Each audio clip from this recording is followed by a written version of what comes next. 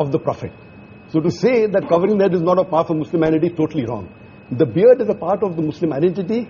Wearing the cap, or at least covering the head, whether with a scarf or with a gatra like the Arabs do. But sir, what about what Shah Rukh said? And I know a lot of my friends say this, that and all of us, no matter what faith we come in, we interpret our faiths differently. We take away some things, we don't do some things. Does that make us any less of Hindus, Muslims, Christians? No, as I said, that Muslim is a person who submits will to God.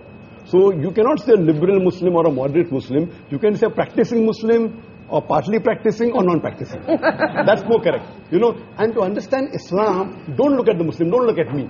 Go to the scriptures. That is the reason I give talks on Islam and comparative religion. But so as far as the stereotype is concerned, Kabir, so I find that a too narrow definition of Islam. I personally reject all rituals. But Islam is part of my culture and my ethos. I'm as proud a Muslim as anybody else on this podium. But I don't have to wear it on my sleeve, and I think that's too narrow a definition of Islam. I'd like to make a point. Yeah.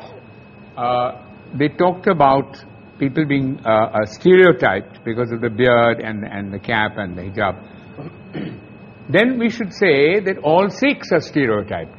Anyone who wears a turban and wears a beard. It's not the same, though. It's not the It's same. not the same. But what has happened, I'll tell you, in fact, India has become, in a strange sense, more liberal, because when Yusuf Khan entered the film industry and adopted the name of Dilip Kumar, that was a time when the whole of India was pretty prejudiced against Muslims, let me tell you. And Meena Kumari, who was she? She was also a Muslim. Why were all the names?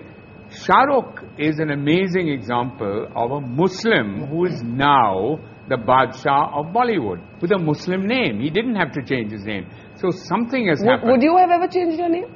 To Akshay Kumar, yes. I would never change my name. Now the reverse is happening, Barkha. I know of boys who come from small towns, want to become actors. They change their name to Khan because they think that's the badge of honor. That's the way to go. Barometer of success. No, it's Khan or Kapoor.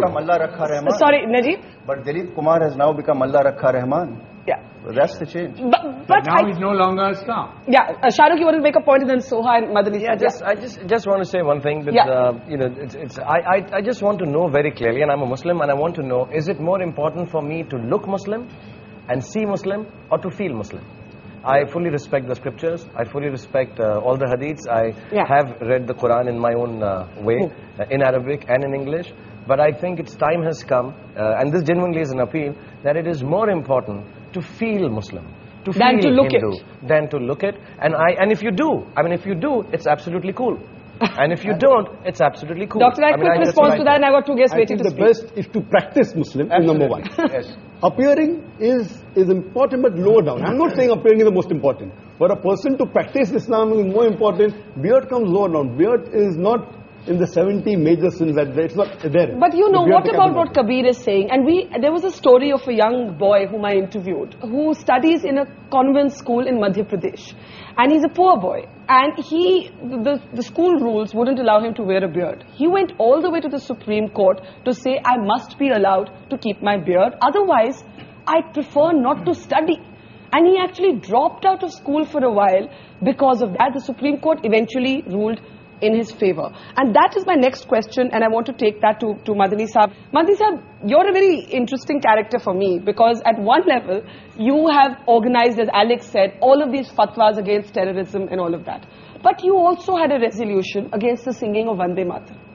And these kind of resolutions, I know many of my friends would say, is what stereotypes Muslims. बात ये है कि वंदे मातरम गाना बिल्कुल अलग चीज है, अलग चीज है। हाँ, गाने के लिए जिद करना बिल्कुल एक अलग चीज है। कोई जबरदस्ती गवाना चाहे और नहीं गाएं, या हम ये कहें हम नहीं गाते, तो फिर हम स्टीरियोटाइप हो जाएंगे। टेररिज्म की मुखालिफत करेंगे तो बहुत अच्छे हो जाएंगे। ये जो डबल मामला चलता है, ये ठीक नहीं। अभी मेरे दाढ़ी नहीं हो और कुर्ता पैजामा नहीं हो, ये भी जो पगड़ी से तो लोग बहुत डरते हैं ना, कहते हैं ये तो एक बच्चा एयरपोर्ट पे कहता है मदनी साहब मामा मामा देखो बिन लादेन जा रहा है ना। तो क्या हो गया है, अब ये सब मैं उतार दूं تو میں ایک ریزنیبل مسلمان ہو سکتا ہوں, ایک ایسا مسلمان ہو سکتا ہوں جو بہت اچھا آدمی ہے. اور اگر میں نے یہ پہن لیا تو خیالات میرے کتنے اچھے ہوں. خیالات, نظریات, آئیڈیالوجی, یہ ہے بیسک چیز, یا بیسک چیز ہماری دکھنے والی چیز ہے. That's the reverse stereotype, that the moment you see the beard and the skull cap, it's got to be a fundamentalist. Question, I want to get Soha in. She's been listening very patiently all this while. Soha is somebody who's grown up in a sense in a house of mixed religion. For you, in a sense, do you feel that public gaze? Do you feel, many people have questioned my labeling of or my looking for the moderate Muslim. Yet there are others who say that we don't hear enough moderate voices. We either hear the religious voices or we hear the non-believing because I don't think anybody is really interested in what the moderate Muslim has to say, because it's not very interesting. It's sort of boring. We're represented by extremists who have violent opinions, perhaps. I'm talking about vandals. And I think maybe also more recently, I was asking my mother when I was asked to come on this show. I said, in your time when you married my father and you had an interreligious marriage, which presumably at that time, 40 years ago, was more controversial than it is today.